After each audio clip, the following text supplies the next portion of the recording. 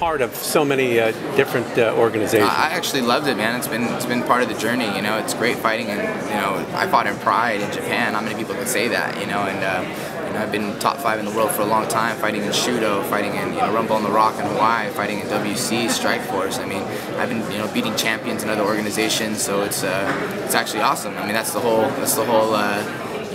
warrior way. You go to different organizations and you take out their champs, and you fight different people, and different rules, different a cage versus a ring, different atmosphere. It's been what I wanted to do.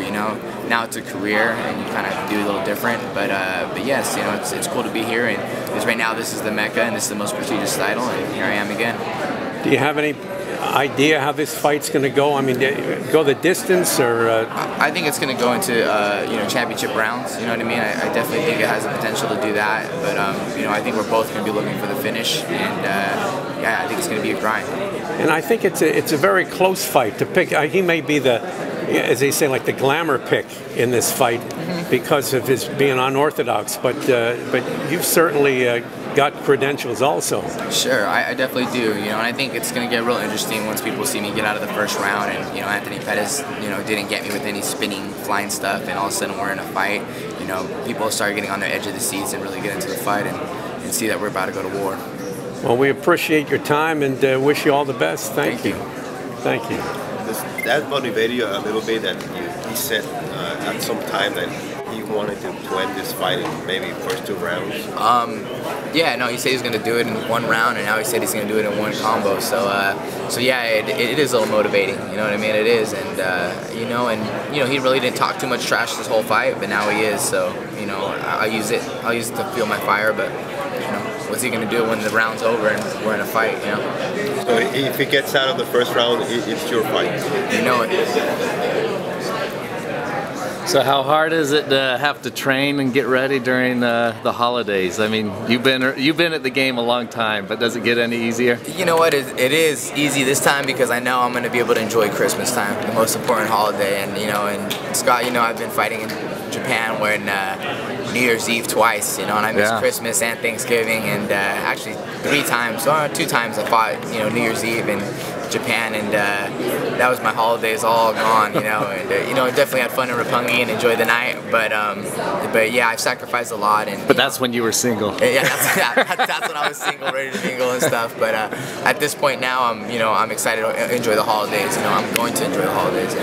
Did you ever think you'd be in the tough show? Did you ever see yourself getting to this point to fight for the belt through this avenue? You know what? You always visualize it, and you always hey, I should probably do that one day, and I probably could, and for it to happen though, it's always funny. Things happen. Things seem to happen like that way for me. I kind of visualize it and see, yeah, I can be a coach. I think I'd be a good coach, and I'd probably fight, and it'd be a cool thing, and here it goes, it's happening. So you don't really expect it, but you kind of visualize it.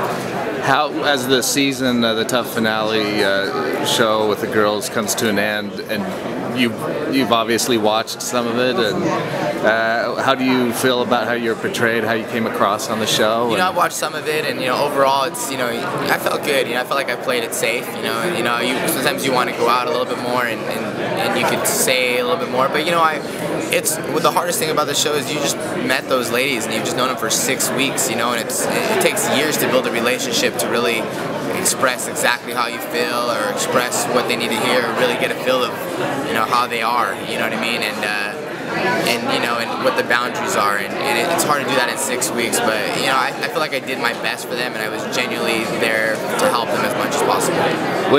What do you take away from the show as the best thing that came out of it? The best thing was I had a good time, dude. I did build a relationship with those ladies, and they were fun. They're funny, and they had a good time. And for those who were on the mat every day, it was I earned a lot of respect for them, and they have potential to kind of contribute a lot to women's MMA and just mixed martial arts in general. So that was neat, and also respect my coach. Respect my coaches a lot more. It's a lot tougher than I thought coaching. I like that. So I mean, you've been at the game a long time in the top. top 5 for years and years. I mean, what will this mean to you to get the belt?